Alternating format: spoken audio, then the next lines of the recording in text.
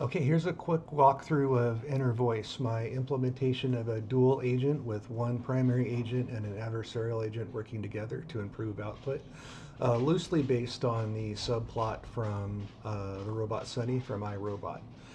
Here we have the last interaction in a conversation, my user input. Am I able to use my existing training sets to fine tune N1.7? This is an existing multi-turn conversation about NVIDIA Groot, and that input is captured up on top. Inner voice then captures a couple of additional signals for this set of interactions to gauge progress and success. Um, Identifying success criteria, signals to indicate positive and immediate out of scope, that is then used to look at every turn to make sure that it's on track. Inner voice has four tools. It can nudge if the conversation or the agent stalls or didn't completely answer the question, which happens more often than you'd expect in agents even now. It can redirect, it can stop, and there's something else that it can do. I can't remember off the top of my head.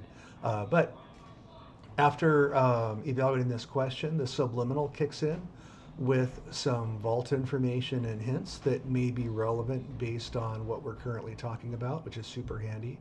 That's a free memory retrieval without the round trips for calling a memory tool and retrieving it. I think I'm down to 250 milliseconds or less, so almost free.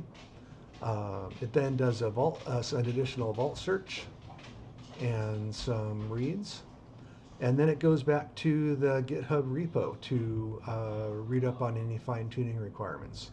And along the side, Inner Voice is adversarially reviewing the steps to make sure that it's executing the ask as spec'd out. Another vault search. And then we have our summary, which is actually pretty comprehensive considering this is very new. Um, Basically, I can use my existing training data, but it will have to be converted from absolute to relative EEF deltas, which is something that was discovered earlier in the conversation. And at the end of that final response, Inner Voice does confirm that that successfully answers the question and allows the turn to end. So I'm excited to see where this goes. Having a second adversarial agent seems like it could be useful. And in addition to the nudges, I've seen other cases where it will redirect or call a potential loop where it keeps doing the same thing over and over again to try something different. And this will be the focus of my talk this weekend, and I'm looking forward to continue to develop this over time. Thanks.